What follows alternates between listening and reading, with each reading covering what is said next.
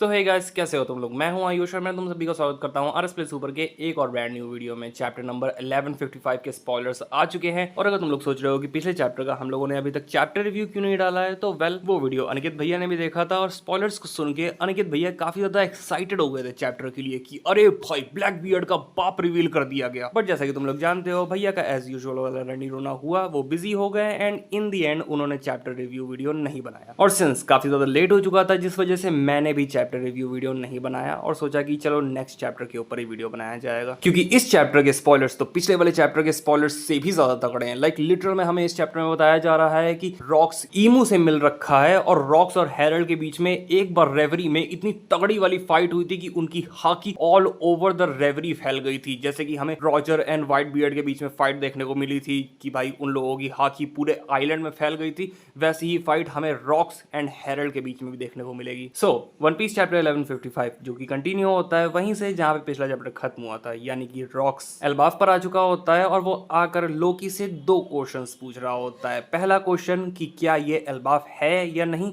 और दूसरी बात क्या यहाँ पर हेराल्ड है या नहीं। हमें इस चैप्टर में मालूम चलेगा कि रॉक्स एक यूनिक टाइप का स्वॉर्ड्समैन है। अब यहाँ पे वर्ड यूनिक का यूज किया गया है, ना कि स्ट्रॉन्गेस्ट, तो हम मान सकते हैं कि वो स्ट्रॉन्गेस्ट तो नहीं है, मगर हाँ एक यूनिक टाइप का स्वॉर्ड्समैन है। ऑल्सो क्योंकि यहाँ पे स्वॉर्ड्समैन शब्द का यूज किया गया है, तो मैं क्लैरिफाई कर दे रहा हूँ कि रॉक्स जब मरा था तो वो करंट टाइमलाइन से 38 ईयर्स पहले मरा था, और जब रॉक्स मरा था तब अपना मीहॉक 5 साल का था और अपना सैंक्स 1 साल का था। तो इन सबको कंपेयर करने मत लग जाना। हमें मालूम चलता है कि रॉक्स ने जब रेवरी अटेंड किया था, अगर तुम लोगों को याद होगा तो पिछले चैप्टर में किंग हेरल्ड ने 8 साल पहले रेवरी अटेंड किया था, जहां पे किंग हेरल्ड की काफी ज्यादा डिसरिस्पेक्ट हो गई थी। उस मीटिंग में रॉक्स भी था एंड वहां से रॉक्स ने 5 किंग्स को किडनैप कर लिया था। तुम लोग समझ रहे हो, रेवरी जैसी जगह से जो कि लाइक वर्ल्ड गवर्नमेंट द्वारा ऑर्गेनाइज करी जाती है एंड लाइक वो one of the most important चीजें होती हैं in the entire one piece world, वहां से रॉक्स ने 5 किंग्स को किडनैप कर लिया और कोई कुछ नहीं कर पाया। मगर बंदे का भौकाल यहीं खत्म नहीं होता है, रुको अभी और स्पॉयलर्स बाकी हैं। इसके बाद हमें मालूम चलता है कि रॉक्स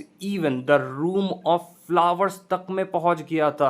रूम ऑफ फ्लावर्स, वही रूम जहां पर ईमू खुद रहती है या फिर रहता है, I don't know his gender, but yes rocks उसके सामने आ गया था, जो कि लिटरल में वन पीस वर्ल्ड का किंग है, जो कि पूरे के पूरे वन पीस वर्ल्ड को कंट्रोल करता है, चलाता है। लाइक क्या तुम लोग इमेजिन कर सकते हो उस समय पर रॉक्स का ऑरा कितना ज्यादा होगा। और बंदे के अंदर इतना कूदा था कि वो ईमू से कहता है कि मैं यहां पर वापस आऊंगा, और जाते जाते रॉक्स ईमू से कहता है कि मैं डेवी जोन्स का बहुत बड़ा फैन हूं। अगर तुम लोगों को नहीं मालूम है ये डेवी जोन्स कौन है, तो मैं तुम लोगों को याद दिला देता हूं कि इस बंदे के बारे में एक बार रॉबिन ने चॉपर को बताया था कि ये डेवी जोन्स एक एंशिएंट कर्स्ड पायरेट है, जो कि सारे शिप्स एंड ट्रेजर्स को समुद्र में डुबो देता है। लाइक ऐसा कहा जाता है कि अगर आप इसके पास जाओगे तो ये आपके शिप को और आपके सारे ट्रेजर को समुद्र में डुबो देगा। ऑल्सो रॉक्स जब ईमू के साथ बातचीत कर रहा होता है, तब हम वहां पर गंको को भी देखते हैं, जो कि ईमू के साथ होती है, क्योंकि वो ईमू की डायरेक्ट सर्वेंट होती है, मीनिंग कि वो ईमू के साथ ऑलमोस्ट 24/7 रहा करती है। इसके बाद हमें मालूम चलता है कि वहीं रेवरी में रॉक्स एंड हेरल्ड ने एक दूसरे से थोड़े समय के लिए फाइट भी करी थी,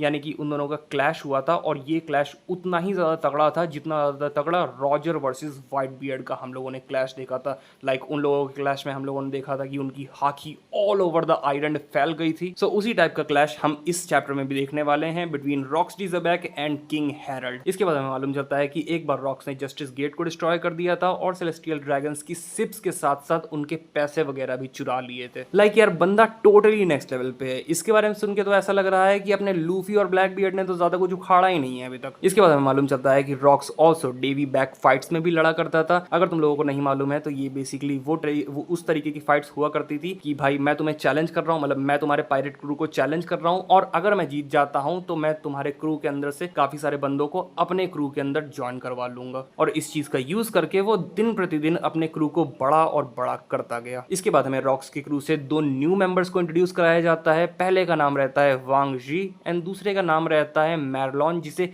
एक तरीके का गैंगस्टर कहा गया है। एंड में हम देखेंगे कि रॉक्स एल्बाफ को लीव कर देगा एंड पायरेट आइलैंड हाची नोसू को अपने कंट्रोल में कर लेगा। तो तुम लोगों को अभी तक समझ में आ गया होगा ये चैप्टर एकदम नेक्स्ट लेवल होने वाला है। और चिंता मत करो, चैप्टर रिव्यू आएगा, थियरी वीडियोस भी आएंगी। तुम लोग ऐसा मत सोचो कि मैं चुतिया पे कर रहा हूँ, नहीं नहीं नहीं, चैप्टर रिव्यू आएगा, थियरी वीडियोस भी आएंगी। बट तब तक के लिए बाय बाय टाटा।